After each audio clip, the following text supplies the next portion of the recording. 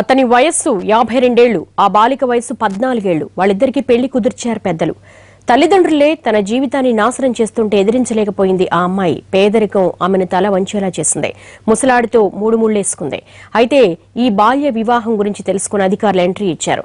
ఈ ఎపిసోడ్లో ట్విస్ట్ ఏంటంటే గతంలో ఓసారి ఈ బాల్య వివాహాన్ని అడ్డుకున్నారు అధికారులు. అయినా బుద్ధి మార్చుకోక మళ్లీ బలవంతంగా పెళ్లి చేయడం సంచలనంగా మారింది.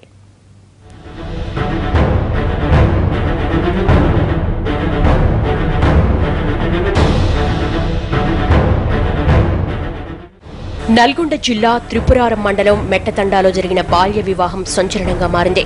14 ఏళ్ల బాలికకు 52 ఏళ్ల ముసలాడితో పెళ్లి చేయడం చర్చనీయాంశమైంది. మెట్టతండాకు చెందిన ధారావత్ కోటికి మొదటి భార్య చనిపోవడంతో రెండో పెళ్లి చేసుకున్నాడు. వీరికి 4 సంతానం. చిన్న కూతురు దేవరకొండలోని రెసిడెన్షియల్ స్కూల్లో 9వ తరగతి చదువుతోంది. గత ఏడాది మే 10న నాంపల్లి మండలం రాంజా తండాకు చెందిన 52 ఏళ్ల వృద్ధుడు రవితో పెళ్లికి ఏర్పాటు చేశారు. అయితే సమాచారం అందుకున్న పోలీసులు, ఐసీడీఎస్ అధికారులు పెళ్లిని అడ్డుకున్నారు. పెళ్లికి సహకరించిన వారిపై కేసు నమోదు చేసి జైలుకు పంపారు. రవికి గతంలో పెళ్లైంది, భార్య చనిపోయింది. తన పిల్లలకు పెళ్లిళ్లు చేసి మనవళ్లు మనవరాలతో కాలక్షేపం చేస్తున్నాడు. దసరా సెలవులు రావడంతో ఆ బాలిక తల్లిదండ్రుల దగ్గరకు వెళ్లింది. దీంతో గుట్టుచప్పుడు కాకుండా ఓ గుడిలో బాలికకు